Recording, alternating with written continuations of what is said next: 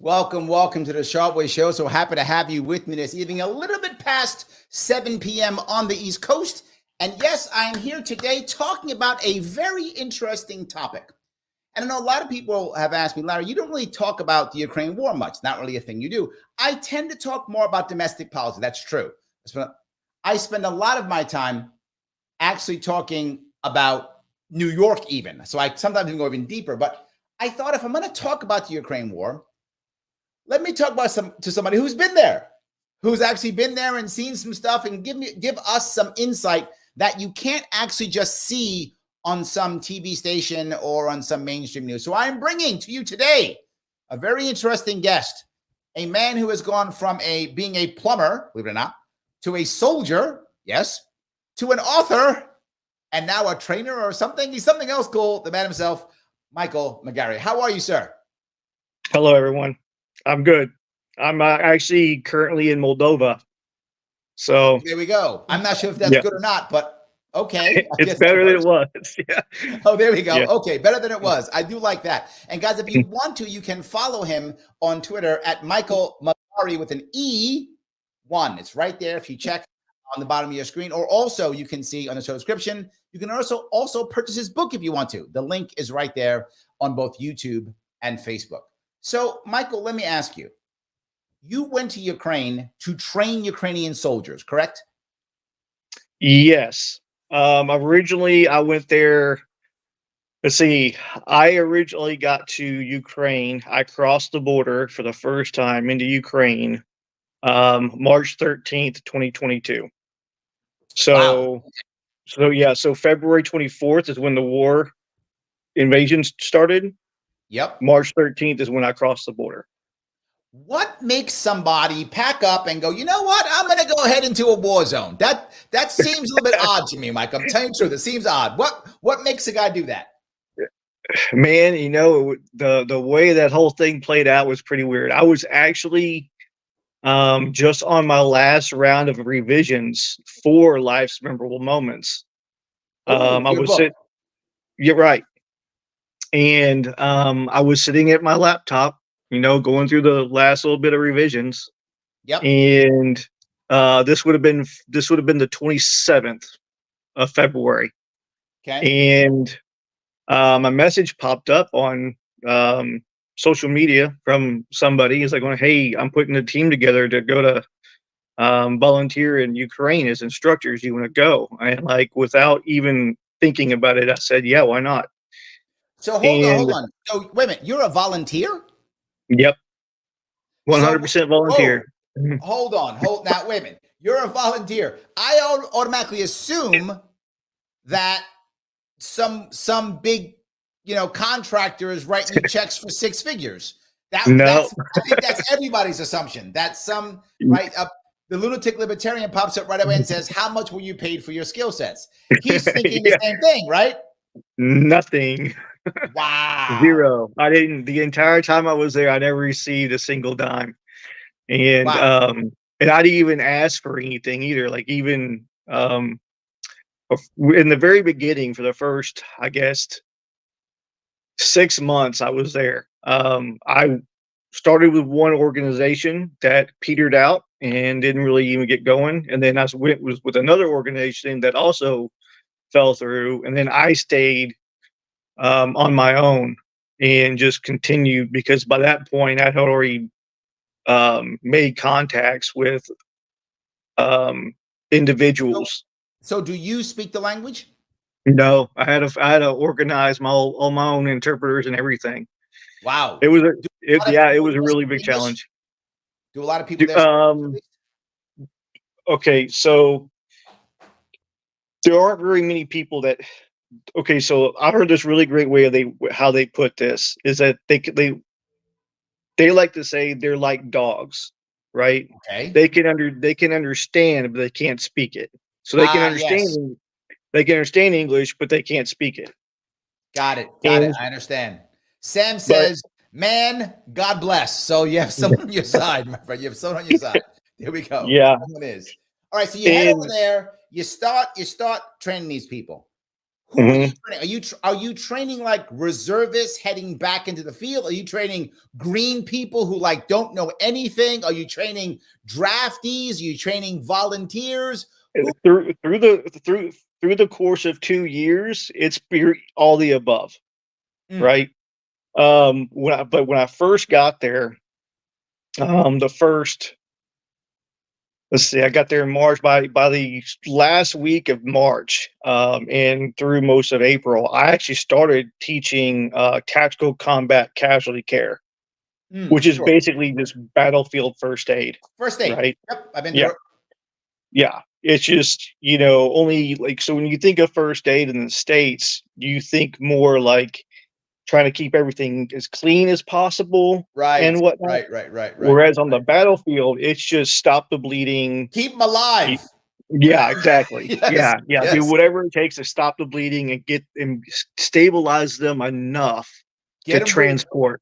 Right. There we go. Yes, 100%. So I still remember mine. I was a Marine many years ago, but I've never forgotten. yeah, I've never forgotten. yeah. 100%. It stays And forever. then, but like the big thing is you get these guys that come over that are like these, medical doctors, whatever else, and they try to overthink it. Because as American soldiers, Oh, we're used to having everything we need, right? Like we get right. the IFAC, the individual first aid kit, right? And in that thing is pretty much everything you need Yes.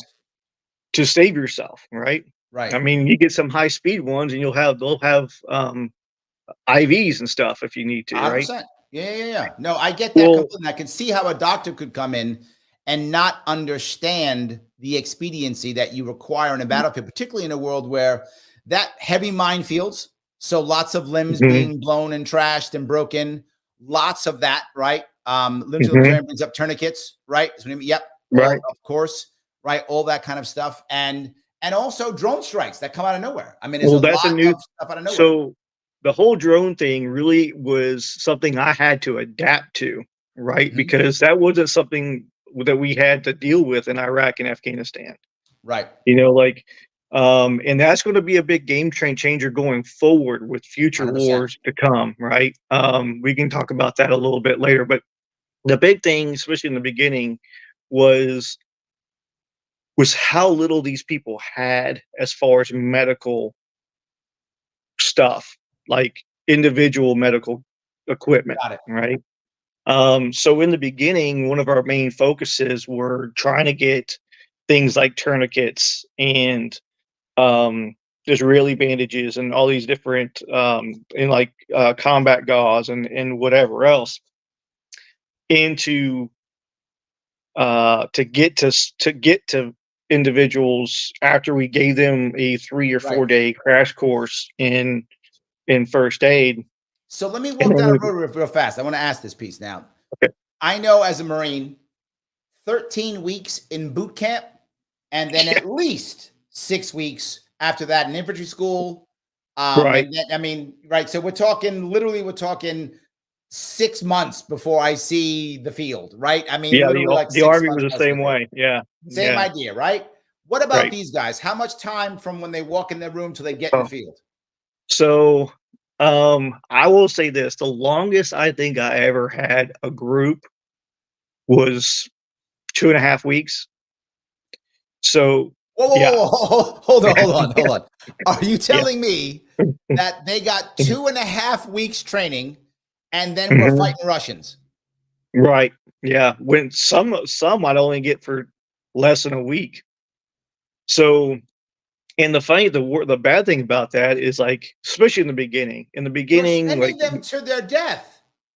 essentially, yeah, it was really rough, right? Because, and what was even Wow. worse about it is, like, a lot of these guys had never even, so, like, as an American, it's hard for us to wrap our head around the idea that, like, some of these guys had never seen a weapon Yep. before, right? And because they're not really allowed to have them, right? Right. And then the war kicks off, and now they're like just trying to hand anybody who Right. wants one a weapon. And so some of the first groups I was teaching had never even held a weapon, and I'm having to teach them like day zero, uh, how to manipulate a weapon. Here's what a magazine is. Right, Right, exactly. right, This is yes, a, absolutely. and it's an AK, right? So Sure. you know, Yeah, anybody who's used to the AR platform or M4 very different. platform, it's different, right? Yep. And like for instance, on the M4, the safety is here, you manipulate with your thumb. Well, on the AK, it's over here, and you use your pretty much your whole hand, right? And so I'm having to teach them, you know, weapon manipulation. Like I basically just started with ready ups, you know, like up Holy cow. here, move when your weapon comes up, it goes on fire. You When it know, goes down, it goes. I was remembering how, I watched so many of them move, and it Mhm. looked like they were just school kids moving. It's And now I essentially the know way it why. is. Yes, they weren't Yeah, moving like Marines move. Like Marines right. move in the field differently. Like we move differently. They were moving like kids. Now I understand why they were moving like kids. It Right, makes total sense. right. And it's and so like basically it was um and then so my first group of guys that I actually got to teach actually combat stuff, I only had them for like 3-4 days, and then they were just I showed up one day and they had been shipped out, right? Wow. And I was like going, okay. So Okay, after that, hold on. I want to move down a step. You mentioned okay. that piece. How you said supplies were tough. Mike asked a Mhm. question. He says, "Has he real world seen the results of U.S. funds? Is the lack or slowdown had a real world impact? In other words, did you see when they were saying, 'Hey, America's giving money,' or the Germans are sending stuff? Could you see that come in, or did that not affect you, or did it affect you?" It did. Okay, so I was there for probably at least 6 months to maybe almost a year before the United States really started sending aid, Ah, okay. right? Because from let's say again, I got there in March, so I don't think I started seeing actual real like aid coming in until probably November of that first year of Okay. 2022. And even then it was trickle, right? Okay. Because everybody was still worried about this whole like, well, Russia's going to launch a nuke if we give too Oh, much right. aid, Yep. I remember that. Yep. you know?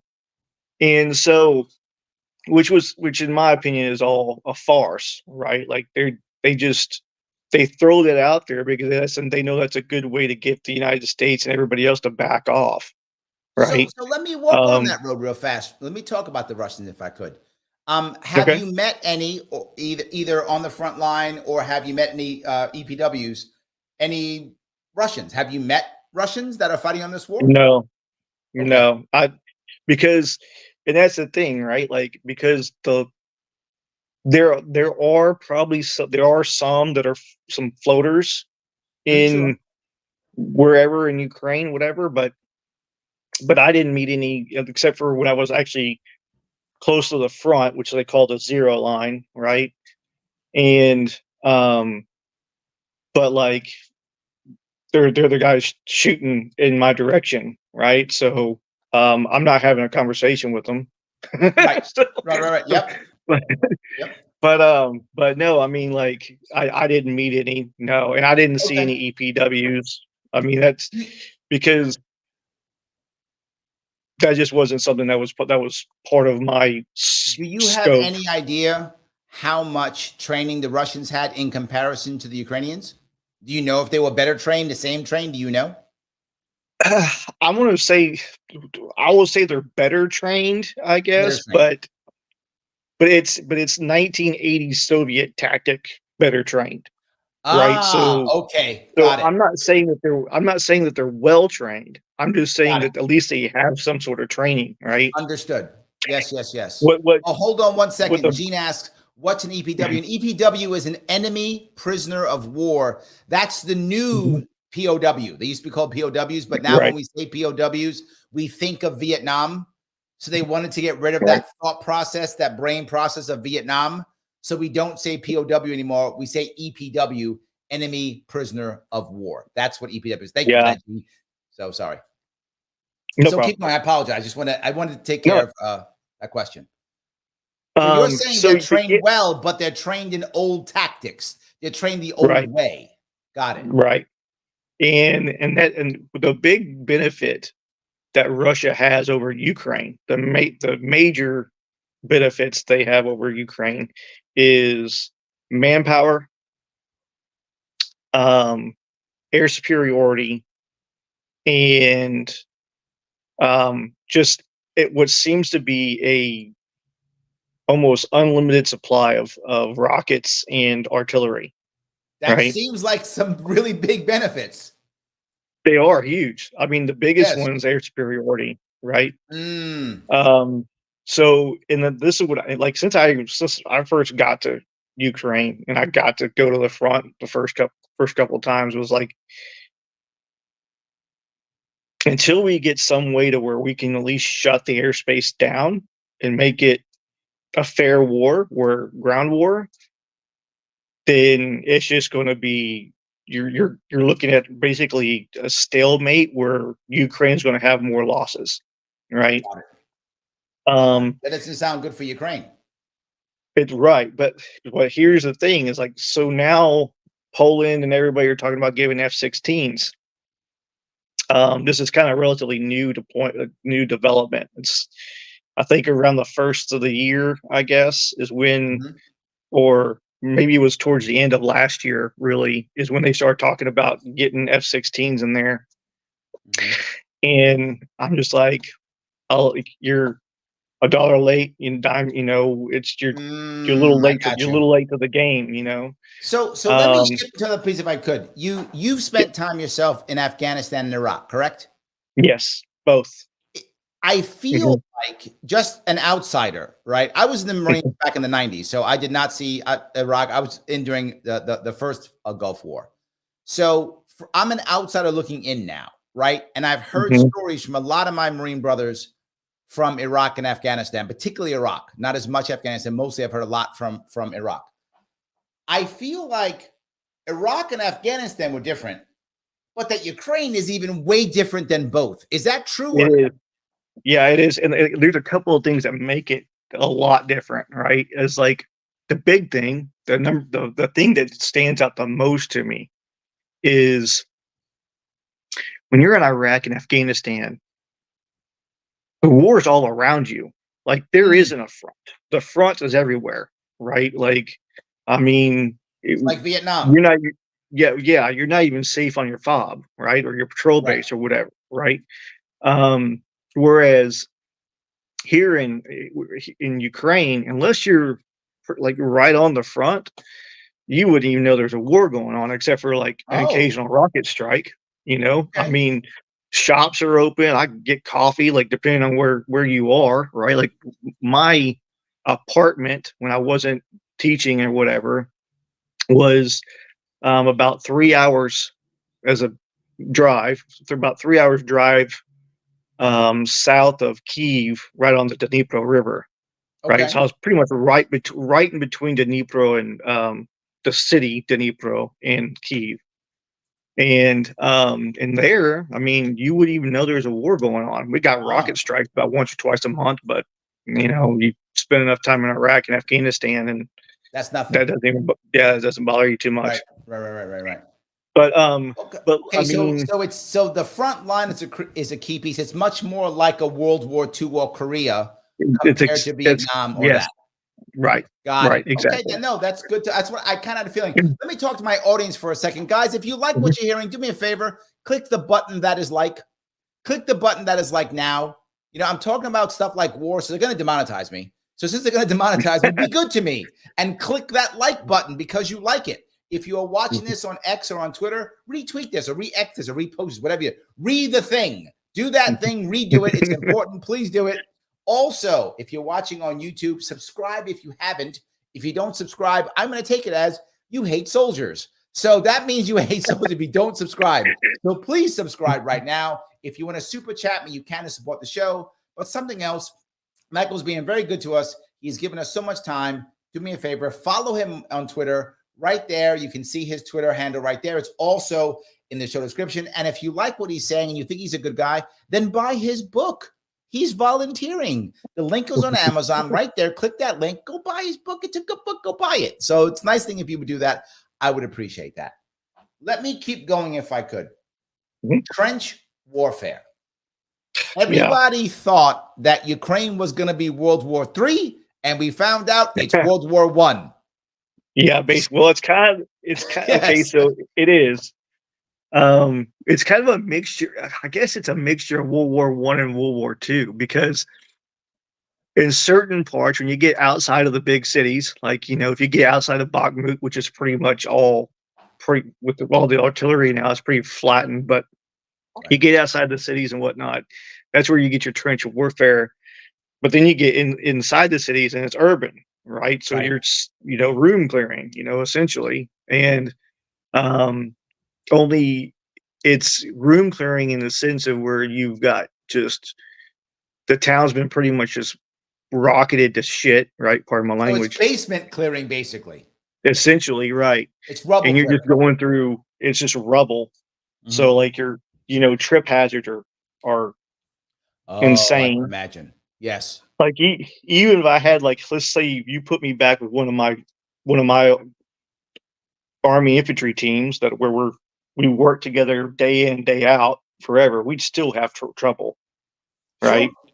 We would win just because our tactics are so much superior to Russian 80s tactics now, because we've have 20 years of experience with it now. But the trip hazards definitely it makes room clearing even more difficult, and trench warfare sucks. I mean, especially when the weather turns bad, when it's, snowing, there's mud down at the bottom of the trench and you just never get out of it, and yeah, I mean, dude, go ahead. So let me keep going here.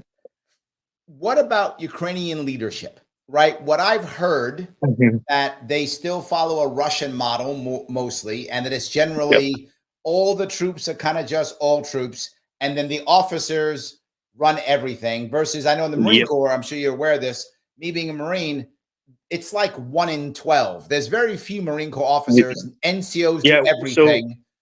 I think the Marine Corps does the exact same thing as our Army does, is where we have what's called a span of control, right? Which is 3 to 5, right? Yep.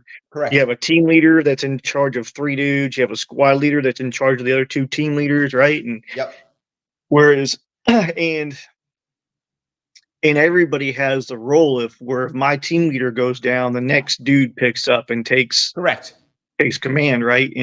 Or if for some reason I get separated, I make my own decisions to stay alive, right? And where my ultimate goal is to relink with my unit, but whatever I do between that and that is on me, right? Whereas, and this was one of those big problems that we had when we first got there, especially, was we were teaching them, like, for instance, anybody knows anything about room clearing, one man is almost always going to get shot.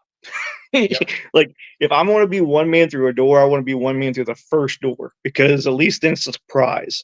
But every door after that, one man is probably going to get shot, right? And the idea is that, or if what we're trying to teach them, if one man gets shot in the doorway and he goes down, 2 man steps over him and secures the objective, right? Sure. And we were trying to teach them, like, hey, mission first, right? If a guy goes down, the best way to save that guy is to secure make him safe. Right, exactly. Make him safe, yes. Make him safe to get him out of there. Absolutely, 100%. Exactly.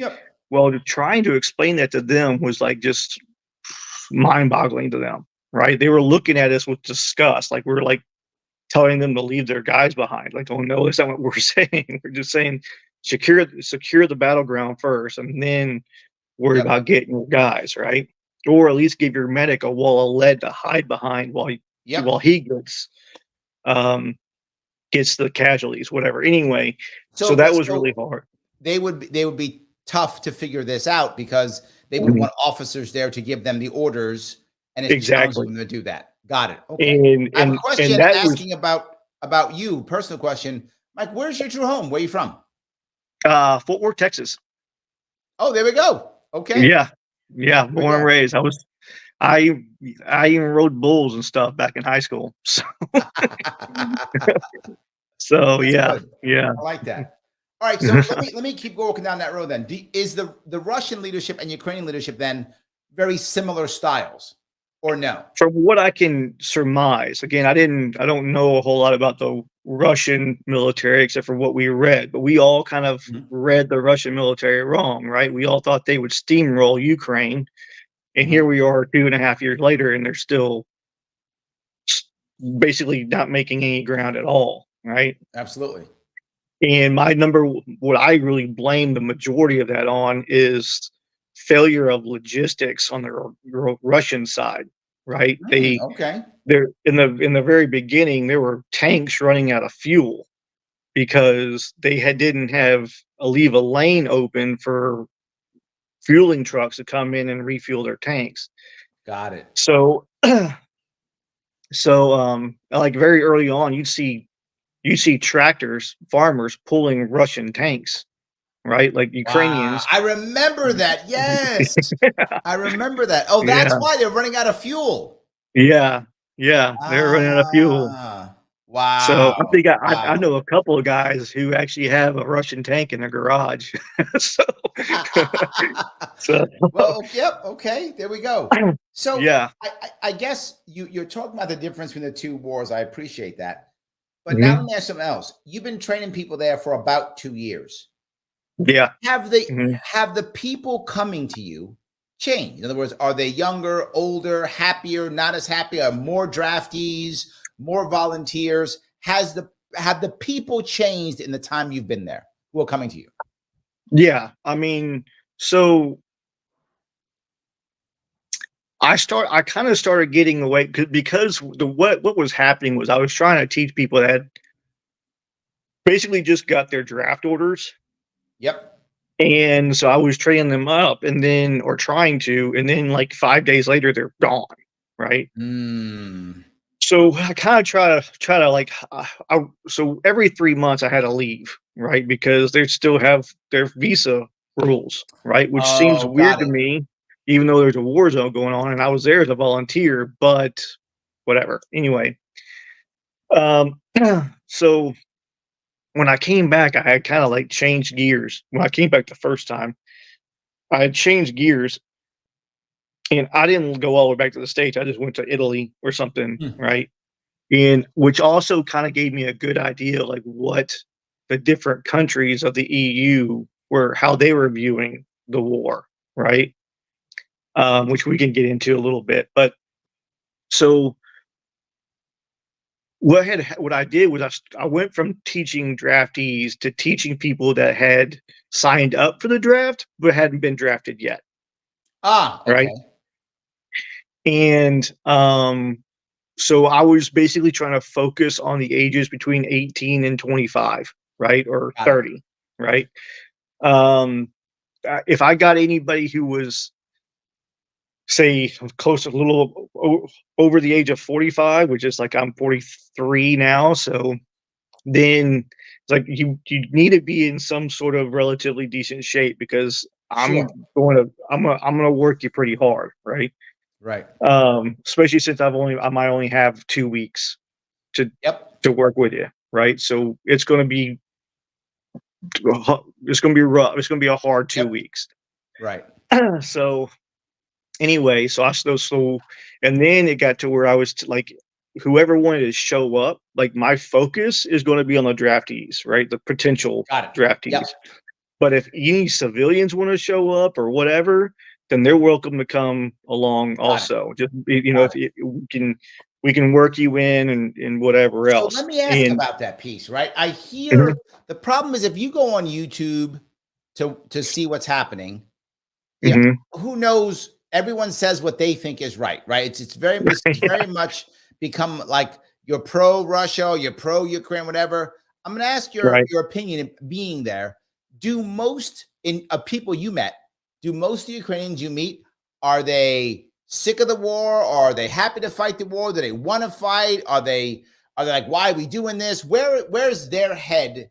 And you've been there for Yeah, a couple of years now. So yeah. has it So become more and more like, let's get these Russians? Or is it more and more like, why the hell are we fighting?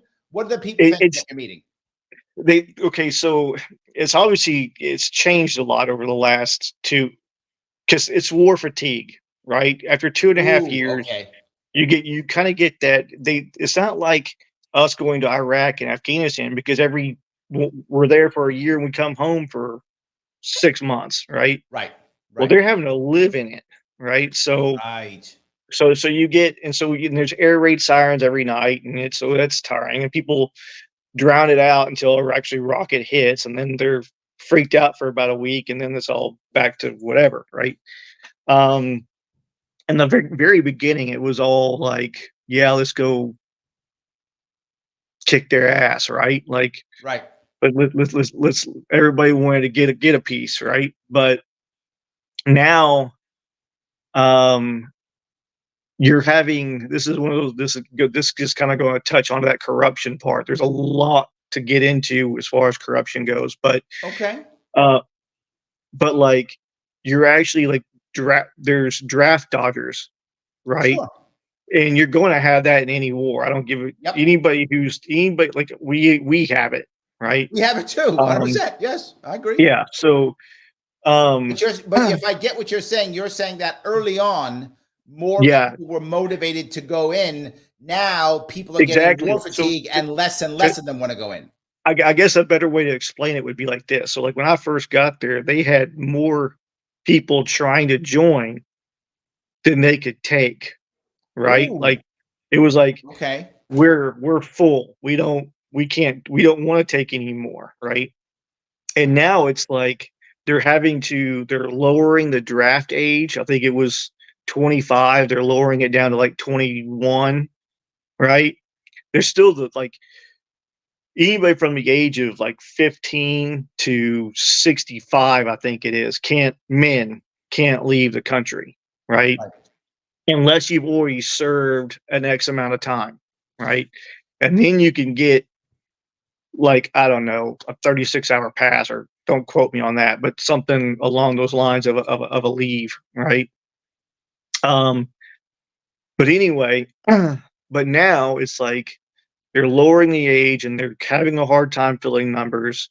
And even then, there's stipulations, there are rules to, like, where you can get out of the draft if you have, if you fill a certain service. We would call it, like, Oh, I we see. learned we learned this Essential during services or something COVID. like that. Yeah, Yeah, we essential. learned this in COVID, the essential worker BS, Right. right?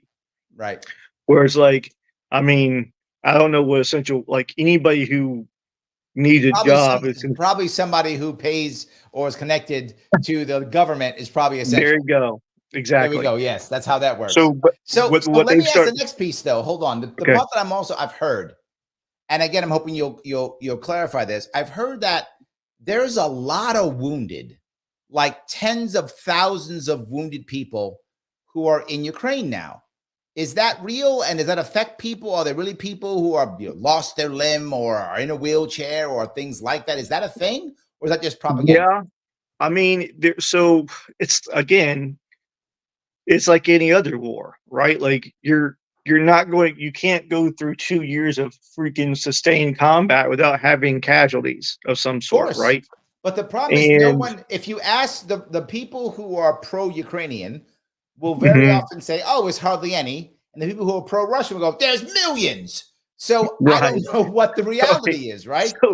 So the propaganda war on both sides is strong, right? Yes. Like, incredibly strong. And Yes. I've never seen propaganda like this before, you know. And I mean, don't get me wrong, United States is pretty good with propaganda too, but these guys, they take it to a whole nother level. And so, but I would say, numbers wise, like, it's nothing like I would expect to see as a soldier, right? Like, as an infantry guy, where, like, you come home from Iraq and Afghanistan, especially like someplace like Texas or wherever, where you have a high population of veterans, you're going to see high populations of wounded, walking wounded or whatever. Yep. I will say this: in the future, when the war is over, there's going to be serious problems with PTSD, right? Like that's going to be Mm. a major thing because so many were just so quickly thrown into the war with it was Right. so little training that their brains, like, one of the things that people don't realize about the United States training mechanism for soldiers is that 16 weeks is more is isn't yes, it's a lot of physically training, but it's also mentally training you up. Absolutely. I You know, remember like me breaking that training was hard, right? yeah, When I came out of Marine Corps boot camp, I was ready to like kill people. Like I was ready to there- go. Like yeah, I was prepared. There's a story you might, I don't know if you have this in the army too, but there's a joke about after you come boot camp, you get a little bit of a break and then you go to your school, infantry school, whatever the case may be, right? mhm. And how many come there with black eyes or broken arms or broken legs because they left boot camp, went home, thought they could fight the entire town. So they Yeah, went. So that they happened went to back. me. Yes, they Yeah, went back to beat up all the bullies that used to yeah, mess with them. And you're essentially, not that yeah, awesome. There's like 6 of them and one of you, so you're getting your butt kicked. yeah, But you of thought you course, could beat them all, and you weren't even afraid. And you took a couple out, right, but you still yeah, got knocked out. So yeah. yes, I totally get it. Completely. And so that's one of those things that like I always like I try to tell people and like it and this is kind of like we're kind of jumping around a little bit, but in the I experienced it a lot with when I was teaching Ukrainians is it, you know, I remember in basic we would sit there and we do ready ups all day long until it was like us moving that selector switch from safe to semi and back was a like breathing, right? I can Well, still do it. I haven't been a Marine in 30 years, active duty. I haven't exactly. been active Marine in 30 years. I can still do this. I can still do it. Yes, So I'm exactly, saying. exactly. I almost feel like somebody puts an M4 in my hand. I feel like where have you been? You know, like like it's like saying hello to an old friend. But these guys like they want to jump straight into room clearing, right? Because that's what Mm, Call of Duty is, right? right, right. And I'm like going, guys, like you don't know how much training goes in before Yes, you get to that level, right? Like right. we there's buddy movements we got to cover. And then there's like teaching you how to actually clear a room. Like there's a science to it. It's not like you just Yes. go in, right? Everybody has a place that they're supposed to go. And if you and like the only way you come out of room clearing without dying is everybody doing their piece of the pie, 100%. like a chaotic dance, right? Yep. Absolutely. And even then, someone's still going to get shot. Like So, room clearing well, is the most at least dangerous thing. shot at. Right? Exactly. Hopefully, only shot at. But So yes. so So anyway, like I'm glad you went down that road of the people being different because my worry is, and I told a friend of mine this last year, when someone said, Larry, how come you don't talk about the war in Ukraine? How come you don't push it? And I was very kind of callous, and I didn't mean to be mean, but I said, I just feel like it's not going to be a victory for anybody. We're going to be mhm, here a year from now with the lines being close to the same, maybe off one way or the other, because it's yeah, trench warfare. That was my worry. A bunch more people, Russians, Ukrainians, are going to be dead. A bunch more are going to mhm, be wounded. A bunch more money thrown in the garbage, right? A bunch more thrown in the garbage. And to no avail. Like I don't want yeah. that's how I feel, right? And so I can understand why people will get tired of this and not want to do it. Do you Well, feel that same go way? ahead. So one of the things that I said, like after only being in Ukraine for 6 months, was I was telling this to Ukrainian people. It's like y'all need to win this within the first year, or bef- shortly, a year or a year in 3 months, right? Right. Because what I was most afraid of was like, y'all need to win this before anybody else gets involved in it, right? Because once people figure out how to make money with this Bingo. war, it'll never Bingo. end. It'll never end. Yep. And Yes. it, Once the grift happens, we're in mhm, Afghanistan for 20 years. that's exactly Grifting the right. whole way. Yeah, Yes. that's exactly right. And now these are where these parts of like the whole the foreign aid thing is just really started irritating me. It's part of the reason why I've decided to say goodbye to Ukraine. Is Mm. is it like, look, guys, like y'all have gotten just from the United States alone, you've gotten $80 billion, right? Like More than or that already. more, I guess. Yep. More than that. We've And already broken 100 billion. Yep. and I'm like if you can't win this with $80 billion, and you're not going to win it. Like There we go. Like, I mean, because I'm this is what I mean. So I have friends that are, Rangers and whatever else and blah blah blah. And I even got some guys that are still active duty.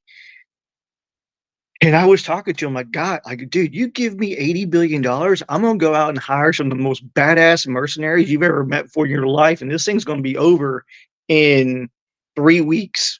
Yep. Right? Like, I'm gonna buy the artillery that I need. I'm gonna get a couple of freaking badass freaking chopper pilots and some freaking awesome freaking paramilitary dudes that are freaking on the market.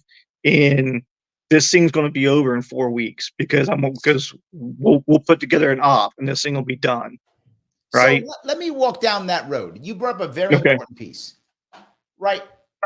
I feel like the private sector Mhm. is both good and bad here, right? Yeah. I feel like it's both. And most people would say, well, no, private armies are better, or the Wagner group, right? They're the good ones, whatever. Or, Wagner Group sucks, by the way, but well, you know what I'm saying? That's what people but say, yeah, I right? get what They you're say, yeah, saying. Yeah. right. This is the thing. Yeah. And I'm saying, isn't it just another way of making money now? It Right? is. Isn't this it's Yeah. another way of making money, and government gets their cut off of this? And I Well, feel like yeah. once you get the private sector in here and the government makes their cut, now it almost makes sense to keep the war going, Mhm. right? Because what happens to all these people who are making money when the war ends? Exactly. So here's so I have okay. I don't know if this is exactly what's happening, but this is where my brain goes when I start trying to put all this together, right? The reason why Poland and everybody are giving their F-16s to um, Ukraine and whatnot, and they're not giving them. I guarantee you, Ukraine's buying them with U.S. dollars, right? Like Right. they're not being given away. But what's happening is those same countries that are giving those F-16s away, which are made by Lockheed, by the way. No, you don't know that the F-16 is made by Lockheed. Well, people like Poland and Denmark and whatever else, they are already buying the F-35, Right. which is also made by Lockheed. So Right. all that's happening is they're getting rid of one aircraft to make room for another aircraft, and Lockheed's still making billions off of just another war, right? Yep. And um and then this, I mean, like to me, it's if you want to know why this war's not over yet, just follow the money. And That's my worry. yeah, because in Well, my what opinion, if what I would do if I were Ukraine is I'd have took that $80 billion, I'd have opened up my own ammo production capabilities, right there in Ukraine somewhere, probably close to the Romanian border or something like that, far enough away from the front, but still inside of Ukraine, and done like we did with World War II, right? Like we got hit on December 7th, 1941. By July 5th of 42, we're flying a bomber out of right. Lockheed. Right, right, I right, right, mean, right. Yes. it wasn't Lockheed then; it was Convair, but still. But the thing is, Yeah. like, I mean, everybody who didn't go to war went to supporting the war effort, Right. right? Right. Is And that like not happening right now in Ukraine? no, it's not. And it's one of those things that I really anybody I could get to listen to me, any high ranking official I could get to have a conversation with me on a serious matter other than, combat tactics and whatnot. I was like, well, I don't know why y'all aren't doing this, but y'all should be.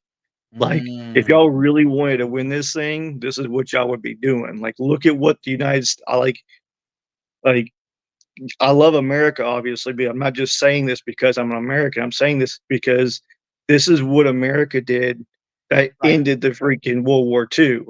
right. People want to sit there So because, hold on. So what you're saying is what I hear, and again, I don't know this. I'm glad you're here to kind of tell me your view on this. I hear all the time that Ukraine is corrupt, horribly corrupt, Mhm. and the money is going into oligarchs and blah blah blah. Have you seen any evidence of this? Do you think this is true? Yeah, Okay. I think that. So here's the thing about the corruption in Ukraine. The corruption in Ukraine is so bad they don't even realize it's corruption, right? Wow. So So it's just they the did this. regular. That's the way they do Yeah, business. that's just the way the business has always been done, right? And this has a lot to do with that. This also plays into how the military rank structure operates as well. Is Ah, so you're getting because promoted because of that too. right, exactly. And on top of that, like this is part of the reason why you have commanders that are 600 meters or further, you know, 6 kilometers or maybe more from the actual front line making decisions for the people on the front line because they don't want to give up the power of making decisions. Because if somebody below them starts doing too well, that person will get going, get promoted, and take their spot, and then they lose their power. Right? Where United States military, we believe in our subordinates make Yes, us look good, right? Like correct. because we've taken the time to train them to do so well that their how they perform is represented by on us, right? Right. They don't see it that way. And me trying to put that concept into them was like pulling teeth, right? Like Got it. it was just something they didn't even want to entertain because then you have commanders and officers trying to or letting go of that power and they don't want they care more about holding on to their power than they do about winning the war. Now, Got it. take that to the civilian sector where people are making money by producing fake documents to prevent people from having to sign up for the draft, right? Or Really? That's a thing, yeah, oh huh? yeah, yeah, that's big Okay. business. There was a lady, a nurse at one of the hospitals that I used to kind of roam through and do combat lifesaver classes in, where she got popped, and I don't remember how much it was that she made, but it was a lot. She was getting a lot for them. It was like I don't know, $5,000 a pop, right? Which is a lot of money there, right? Yeah. Um, 5,000 bucks is a lot of and money, period. yeah, Money. right. But like Yeah. to them, think of it this way. So I think when I left Ukraine, like it was 40 hryvnia Ukrainian was $1 US, Okay. right? So, and I could get, yeah, it was insane. Like it was, Okay. yeah. So Anyway, you're saying there's inflation there now. yeah. Well, I mean, no, I mean, it's just $1 American goes a long way in Oh, Ukraine, and she got like right? 5,000 bucks. So yeah, she's doing very well. A I got pop, it. Okay. a pop, yeah. I got And you. like Okay. they busted her. I think maybe two other people as well, like um different hospitals. But of the three that they caught, there's 100 others that are doing the Of same course. thing, Yes. not getting caught, Absolutely. right? Yeah. And And she with was probably the reason why she got caught was she didn't want to give enough of a cut to the guy above her. exactly, That's yeah, why to she the got cop, caught. She was being the greedy. cop the cop that busted her was like going, either give me this and like, That's correct. Yes. you know, Yes. That's what So I happened. mean, He wanted a bigger and cut. She didn't want to give it, so she got arrested. right, and like, and that's Yeah. and it's and like I said, like, and then on top of that, like, and I say this now because I have no plans on going back to Ukraine anytime soon, so I'm not too worried about it. But So like another thing hold that on. Before you go there, you just said this. So do you feel like for you, it's over? It's done deal. Don't bother going back. It's over for you. yeah, I mean, I will never go back as the same entity as an instructor. I might go back to visit friends or whatever, but Got I'm it. not going to Okay. go. I'm not going to go back to ever be part of the war effort or anything like that. It just, Is and a lot your of it has. opinion that that it's a lost cause No, I think there's a very good. The, there's an avenue to win, right? for But the there's Ukrainians? for the Ukrainians, Okay. but they have to. They need to change their mindset, right, Okay. to do it, right? Because again, Russia's going to do what Russia always does, and which is they just going to keep throwing bodies at it until they just beat you with numbers, right? Until they just deplete the other side, right? Of It looks like right now they're doing a good job of it at this moment. yeah, pretty much. And this is where I have a lot to say about what that the EU and the United States are doing just enough to keep the war going, but not enough to win it. That's what I see. I Right. see the same thing, right? Like, I Mhm. thought maybe it's me. I see like my point was early on in this one that people were like, "This is the war to end all wars is so critical." I said, "Well, then why aren't American troops there?" Right.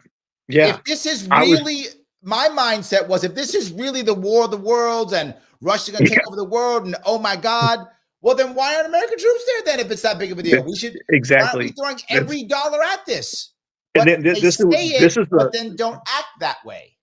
these were the points I were making very early on in the when the war first started like going if you're sitting there trying to make the argument that you don't want to make a move, like what I was saying was all they need to do is move the Fifth Fleet into the Black Sea, right? And um just fly a couple and just do they don't even have to like fire a shot. This is what people don't understand about the United States military is our biggest deterrent is our show of force, right? 100%. Like we don't even have to fire a shot. We just have to show up, let a couple F-22s fly over, and it's done. Like game, set, match, and Russia will crawl back into the hole it came out of, and so will the rest of the world because they'll see that like, hey, okay, we were just kidding. We'll go back to whatever. Because the one thing they don't want that Russia is afraid of is they don't want to Putin, especially not Russia, Putin is regime change, right? He Mhm. doesn't want to be kicked out of his seat of power, right? Right. And President Xi is the same way in China, and who knows what's going on in Iran? That place freaks me out. But of all of the three, Iran scares me the most because they just don't care, right? Like their ideology is what moves them. But anyway, like when you go in there with freaking, you move the Fifth Fleet in through the freaking through Turkey and into the Black Sea and set up of like going, hey, we're going to stay here permanently now because you've pissed us off, and that's a game over, right? Like going, okay, well we screwed the pooch on this one, All right. right? So let me touch that piece if I could. You feel like we're not trying to win this thing really. And I Yeah, agree with you. I think that to me it seems obvious that we haven't right. done all the things that we could have done to win this. And I feel like we've just made this worse in reality because if we would have done absolutely nothing, then at least the war would be over by now. At least that would be true. There'd Yeah. be less dead. At least it will be over. Or we should have jumped in with both feet. Either one, I What? feel like was the right Yeah. answer. I I think like think we jumping. did the Yeah. worst one. Right. Jumping with both feet would have been like what I would have liked to see. That's the old soldier in me talking, probably. But But the thing is also like going, look, here's a tells for me, right? Like, I don't think they should have sent maybe, I don't know, $10 billion should have been enough, I guess. I don't know what the right number of money for Right. aid is, but they sent what, like 50 tanks No, and less. yeah, I think Germany It was like sent like 30. yeah, Germany sent like 14 and US sent like 30 and Yeah. like Poland sent a handful and some strikers and some this, that, and some freaking rocket launchers and tow missiles and whatever. But it was like dime piece stuff, right? Right. And then on top of that, this is another thing like when where's the ammunition coming for all those pieces of equipment? Right? Right. Like, I mean, because anybody like this is another of those things that maybe your listeners don't know is that like Russia and the rest of the world uses a different caliber size Right.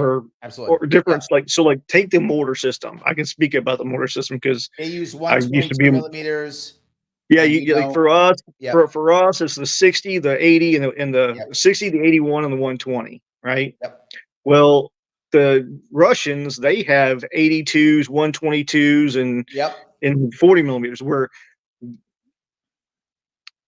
they like and it's just like going, man, like that like so we can't even use their munitions, right? Absolutely. Yes. And But the and so Chinese it's use like, their munitions. yeah. They use the same. So that's something for them. That's a benefit for them, not for us. So yes, I Right, completely exactly. agree. So let Yeah, me. so Gene says our government profits from war. That's why they're only mhm. helping enough to keep the war going. Sad but true. I don't want to believe that, Gene, but man, it does look that way, right? Like it feels bad, but it looks like that's true. Who was it? Who was it? Was it Eisenhower or Truman that warned against the war Military machine, industrial complex. the military That was industrial complex? that was And man, he did Eisenhower. Eisenhower, yeah, and like Yep. man, like he was sadly he was right, And like Smedley Butler, the famous Marine general, said, "War is a racket." He hmm was correct also. yeah, So Mike absolutely, says, ammo is used up. EU can't keep up production. US has used its reserves on this war too, which showed US enemies our capacity to sustain war. Not a good reveal. Well, you're saying something kind of different, Mike. You're saying almost like we're doing this on purpose, almost in a way to kind of reboot and to get the good stuff in. Now, right. is no sound bites allowed, right? Are you right? Both right? Well, okay, so I think after the F-22, as far as the United States is, yeah, in my opinion, now this is just my opinion, and I worked at Lockheed for a little bit. Mm-hmm. Is it like the F-22, in my opinion, is a far more superior aircraft than the F-35. I think most Okay, people would actually agree with that. I think you're right. yeah, and I think that's part of the reason why only the United States has the F-22. Yep. Right? We'll sell the F-35 to every other country on the planet, but only Well, we're because the it's only ones way that have. expensive for what you Yeah, get. that too. The Yeah, yeah, F-35 is a brilliant piece to sell to others because it's yes, very expensive for what you get. yeah, right. And but I think in the next few years you're going to start seeing some um, newer models of military equipment coming out. Like there's going to be some new different rifles coming out and different all Yep. sorts of game There'll changers, be right, for the United States drone military. tanks, I know, is in the future. Drone tanks in the future, and the Right, Marine and Corps realize the Marine Corps has got get rid of their tanks. No more tanks in the Marine Corps. Get rid of them. yeah, that makes sense. I mean, because you gotta think of like where is a tank effective, Yep. right? And I don't like I mean unless you're like storming the freaking Europe, right? Then you're where everything's relatively flat where Yep. you can use a tank. Otherwise, you need things like Humvees or Yep. smaller, right? Absolutely. 100%. and gun trucks, right? Yep. I think you're going to start seeing different types of helicopters come out Oh, okay. that are for personnel carriers, right? They're going to be more stealth designed. Yep. Because we've learned a lot over the last 20 years, I guess, as This far as was stealth. this was my I'm gonna give you my tinfoil hat. I'm gonna put my tinfoil Okay, hat on yeah. real fast. I feel like America did this. Okay, I'm not saying it's true. I'm giving you my tinfoil hat conspiracy. The Right. deep the deep state recognized that we now know from our 20 years in Iraq and Afghanistan how to clear buildings and do urban fighting. We've changed Hmm. everything up. We know we're better than anybody at that right now, right? Yep, But we didn't know how to fight a regular modern war. We didn't know how to do that's that. true. So we've allowed the Ukrainians to do this and to fight the Russians so we could learn and rebuild that aspect. Now, I don't I, have any information on that. I'm just saying that's my tinfoil hat, that we right, purposely are rewriting all of our manuals now, rethinking all of our warfare now from having experience in a modern day war, which is now trench warfare. right. I mean, I mean, in a way, I can agree with that. The only thing is that what would have to happen, in my opinion, which I think they're probably, I wouldn't be surprised if that's a move that we see in the future, depending on, I think a lot's going to depend on the next election, right? But the thing is like, um, you'd have to start getting like what we did towards the tail end of the Iraq and Afghanistan war. Or the Afghanistan war was a complete debacle, but towards the Mhm. tail end, when we started drawing down our troops, we started like beefing up our advisory roles, Right. right? Yep. Where we would send, instead of sending a whole division, we would send a battalion or a brigade, and they'd be hand chosen like certain units, right? You Right. send a recon team and a mortar team and whatever as advisory roles to like train ups. Right. And I think if the real goal for the U.S. was to like kind of relearn that um, asymmetric warfare, Mhm. where it's uniformed army against uniformed army, then we would be digging out the old World War II manuals and sending advisory pockets out there Got it. to implement those things, right? Right. Like going, hey, this is first you need to send your this is where Green Berets come special Sure. Green Berets, special forces, like their thing is basically to be teachers, instructors, right? They're Yep. force multipliers. That's what their primary role is. Yep. And they would have to go in and go, hey, we're here to restructure your military, right? Because that's the first thing, in my opinion, that would need to happen for Ukraine is like, hey, we need to Right. restructure your military. So speaking Um, of that, let me walk down that road if I could. Let okay. me let me ask your opinion. And I know you don't know everything, but from your view, being there 2 years, now walking away, if you had to Mhm. guess what's the future, what happens in the future? What do you think happens? Hold on, before you answer that question, I want to go to my audience real fast. You want to hear that question, audience? Great. Then click the like button, damn it. Click the button that is like. I've been asking you to click it, and you're not clicking it. Click the damn button. It does matter. Click the like button. They're going to demonetize me, so do it. It's going to help me to spread this thing. If you're watching on Twitter, please retweet this. Just click the retweet button, repost it, re-exit, whatever. Redo the thing. If you want to support me on YouTube, you can. You can either click that join button if you want to, and join is $49 per month. That keeps me doing more of this and less of my day job. So I do more of this if you do that, or you can always super chat me and you can support the show that way. Also works. Get your chat right to the front. All righty. So let me go back. What do you think the future is? Uh, you mind making that smaller? Like maybe make Sure. it as like. Yep. What do you think if you had to guess a year Mhm. from today, do you think there will be a peace treaty of some way? Do you think the Russians will have won the war? Do you think the Ukrainians will have, fought back? What do you believe if you had to guess a year from today? Well, I think a lot of it's going to depend on what happens with the election, right?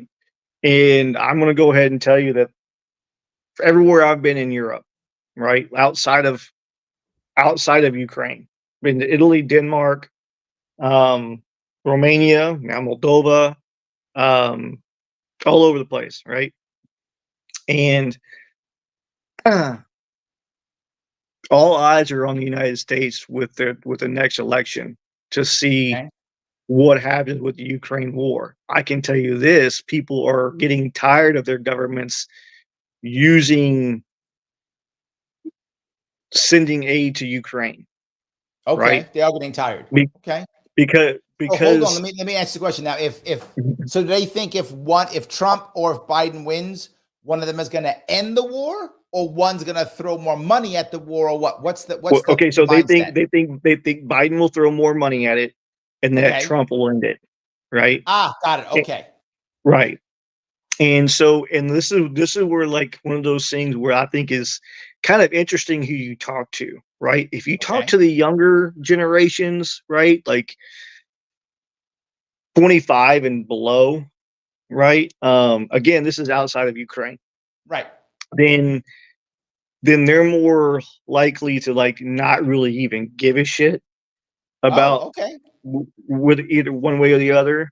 Okay. They all kind of understand that, um, at least in their opinion, is that the world economy was better with Trump, right? And for them, it seems pretty obvious because there's a good compare and contrast there. You can look at both of them and say, okay, when was my pocketbook easier to So you're saying manage? the people you meet in Europe, the youngsters you meet, that Hmm. many of them are hoping that Trump wins because the war will end and they'll have better economy. Right, right. Wow, I would And have never then, thought that. I would have always thought that the youngsters want the mhm, Democrats, right? That's what I would have thought. That you're telling me the right. opposite of what I would have thought. Okay. Well, because see, like that's one of those things that I think is kind of interesting about being over here is that, especially like you, Moldova and Ukraine, is like it's almost like being in 1990s United States, right? Ah, Where the younger generations are all have jobs. Like when we were in high school, we all had jobs, yes. and so and for $20 I could fill up my gas tank, Right, right, you yes. know, I and still and remember filling up my gas tank for like $15. I can still exactly. remember that. Same Yes, here. yes. Like, and like I remember being able to afford rent, insurance, and um in groceries for the Yep, month on like a paycheck and a half, yep, right? And then the rest of the week was just like, okay, the rest of the month was just kind of just partying yep. and hanging out with friends because we did shit like we would to, like we're always Absolutely. at bonfires, whatever, because we Alright, didn't have so computers. then let me ask But that piece now. I'm kinda yeah, curious. What do Ukrainians think about Americans? well, so when I first got there, I guess it kind of depends because when I So first you think got it's there, changed? Over time, it's yes, it changed? has. Yeah, Ah, because okay. when I first got there, I was for a lot of, especially as you get deeper into Ukraine, I was the only American they'd ever met. Okay. Like when they saw me pull out my American passport, they were like going, "Wow, I've never seen an American passport before." And it like, but now they all. This is one of those situations where like now I'm like putting myself back in Ukraine. This is where the big separation comes from. The older generations who remember the Soviet era, right? Pre 91, when Ukraine was Right. still part of Russia and whatever. They're really again pro Trump because they think he'll end it. Whereas Wow. the younger generation, they're more pro Biden because they want both Biden to keep throwing money into Ukraine. Got And it. and since again, going back to when I was first there, before the United States gave any aid of any type, man, like there were nice cars, but you would find them like closer to Romania or Mhm. Poland or wherever. And as you kind of got deeper, or maybe in Kyiv, in the bigger cities, but as you got into like further into like the rural areas, um, they would peter out and you'd see more junkers, right? Got it. Well, now I've been seeing, like, especially the last, 6, 8 months or so, there were a lot more nicer vehicles like Teslas and whatever, Ah, which is baffling to me because I mean their power grid is less stable than ours. So how are they yes. charging their Teslas or brand new Audis and So, whatever? so does And that mean the youth likes America more? the youth, they both sides like America more, but it's for different reasons, right? Oh, So got it. Okay. Now that's right. clear. So Okay. the older generations remember that it was the United States that kind of helped with with Getting them out of the Reagan and Soviet them. Union. Yeah. Right, exactly. And so they remember the US helping in the Soviet Union and in that collapse and um their sovereignty. And but the younger generations just like they have more income, They right? got more And stuff. yeah, they get more stuff. They're getting more freebies, right? Because they're they're there's they're working, like coffee shops are open and all this other stuff, but they also have a tendency of getting they can manipulate the system in such a way where they can get an ample amount of Yes. a handout, right? Yep. Yep. Yep. And so It's nice when Uncle it's Joe Biden's writing checks. It's nice. exactly, Yes.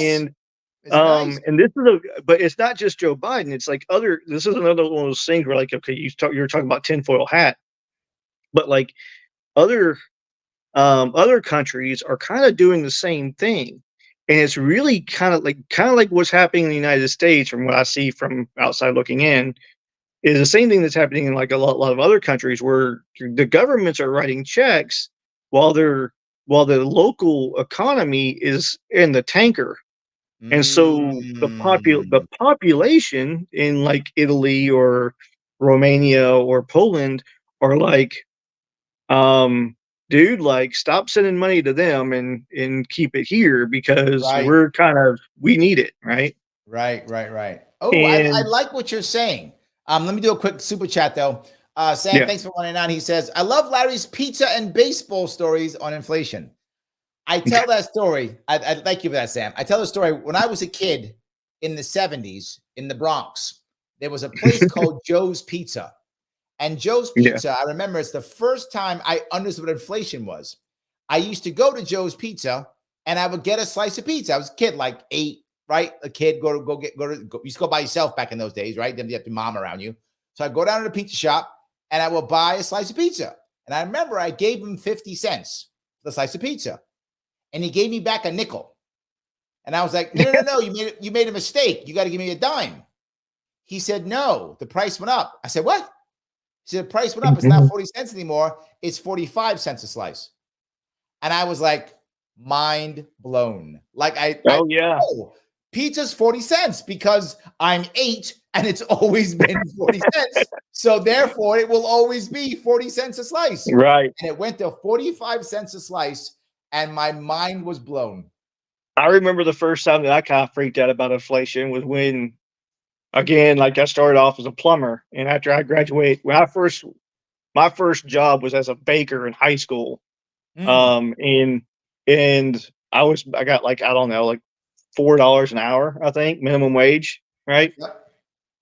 Well, I got out of high school, I became a plumber, and when I first became a plumber, I think it was 98, 99, whatever, and I want to say gas prices were like, I don't know, 95 cents a gallon or something like that, 90 cents a gallon. And I remember when they went to like a dollar 25 and I was going, I can't afford this gas. I had to go ask my boss Exactly. ask my boss for a raise, right? Yes. Like going, And Yes. I was raised in the way, like, you don't ask for a raise. Your boss will see how hard you are working and will give you a Right. raise, right? Right. Especially in the plumbing industry or like construction world, right? So when I had to walk up and like hat in hand, literally, and ask my boss for a raise because gas prices had gone up to $1.25, I was going like I thought it was the end of the world. And Yes. now, Absolutely. and, I and wish it now, was a like, buck 25. I'd be jumping up and exactly. down. I'd be Yo, jumping up Joe. and down $1.25. Oh my God. Yeah, yeah, I'd go hug the gas station owner. I'd give him a hug. You do that. exactly. 100%. Yep, Absolutely. yep. So, All right. but So, yeah, man. so look, I'm going to ask you guys who are watching, do me a favor, guys. Follow Michael on Twitter. He's got a lot of good stuff he's doing, he's talking about, and go buy his book. The link is in Facebook, and the link is also on YouTube. Support him, buy his book. He volunteered rushing over to Ukraine. I appreciate your response, but let me ask the last question. Do you think that a year from now there'll be peace, or do you think, your opinion, just what do you think, or a year from now they'll still be at war? Just your gut. Well, I want to. Again, I think a lot of it depends on who wins the election. Yep. I think if Trump wins, he'll squash everything just because everybody knows that when he says he's going to freaking rocket your ass, he's going to rocket your ass, right? Like he doesn't sit there and say one thing and do another. He says like, "Hey, these are your options." I'm gonna make a hot take. I think it Okay. doesn't matter who wins next year. Peace. I think Okay. Americans are tired of giving money to a war that doesn't end. I think we Mhm. did it for Afghanistan for way too long. I Right. think Europe is going to get tired of it also.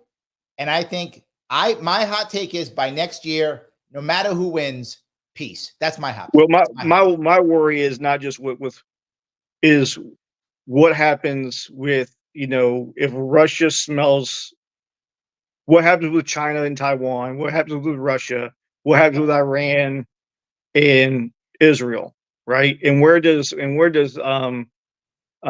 Kim Jong Un fall into all of this, Well, now you're right? going too far. I'm just talking Ukraine, man. You got. I don't know about See, all that stuff. I just did but Ukraine. but for me, I can't just say is there peace next year without taking into consideration everything else that's happening globally, right? Because in my mind, all of these things are tied together, right?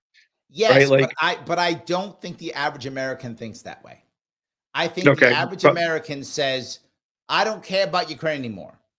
I think they right, just say that. I don't think they think yeah, about anything else. I think they go, Ukraine sucks. I don't want to do it anymore. yeah. Well, And it's war fatigue. Yeah, yeah, I think it's war fatigue. I think the Americans would it's say been that. going on the longest. Yeah, for sure. So we just find an answer and we just stop because the people are like, I don't want to play anymore. I don't play Well, I anymore. mean, if my only thing is like, I don't think the Ukrainian people are going to be satisfied with that, right? Like, I don't see an outcome where the Ukrainians just say, "Okay, we're done," and stop, right? Like, there has to be something where both sides come to the table and say, "Okay, this is something we can agree on." But Here's the thing to remember, and I know you know this.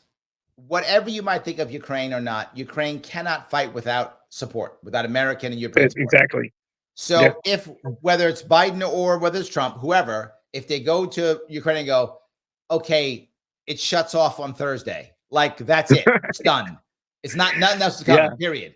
It's shutting off. right, So find a table, find some paper, find a pen, sign something because this is right, done.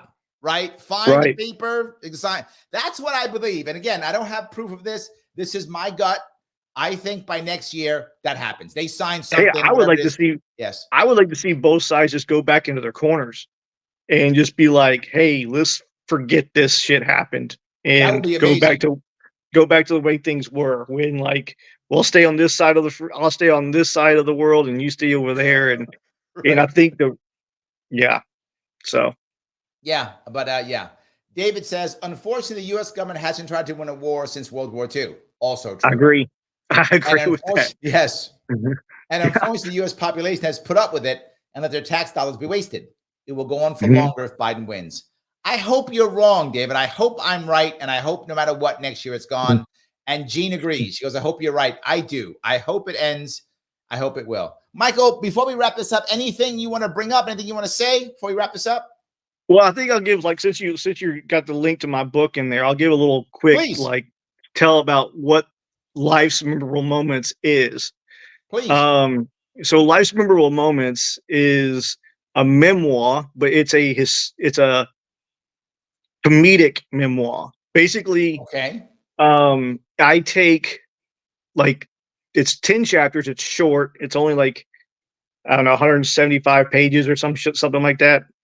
And I purposely meant it to be short because I know people don't have a lot of time to read anymore. So they're short stories, and they're basically true stories, believe it or not, from when I was 19 to about 24, when I was a plumber. Okay. And they're the funniest stories I could remember and jotted down. Like, they're basically pranks that were played on me.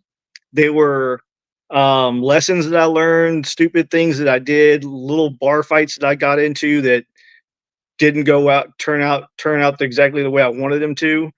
And, like, there's one that's called Friday Night Smurf. You'll have to read that to figure, but basically I ended up being blue. And, like, things like that. And so, like, it's meant to where I want you to be able to read it and laugh. And, I think each story's like maybe 5 to 10,000 words. So it's just, they're meant to be a quick read, something you can just read a chapter and put down, right? Like, it's not so. Kindle if you want. Yeah, it's also available on Kindle. Yeah, absolutely. Get it on Kindle, either one, and that's the link right there you see in the bottom. It is also on Facebook and also on YouTube. It's on both. Michael, I want to say thank you so much for coming out tonight. I really appreciate it. No problem, man. Talk to you again sometime, maybe. Everyone else who's watching, I want to say thank you so much for watching the show. I will be on tomorrow night with somebody. I'm not sure yet, but I'll be on tomorrow night with somebody. Also Thursday, I will have someone on Thursday in the afternoon, and Friday, Libertarians Drinking Coffee Live, Thursday and Friday at 1 p.m. I will see all of you very soon. Oh, by the way,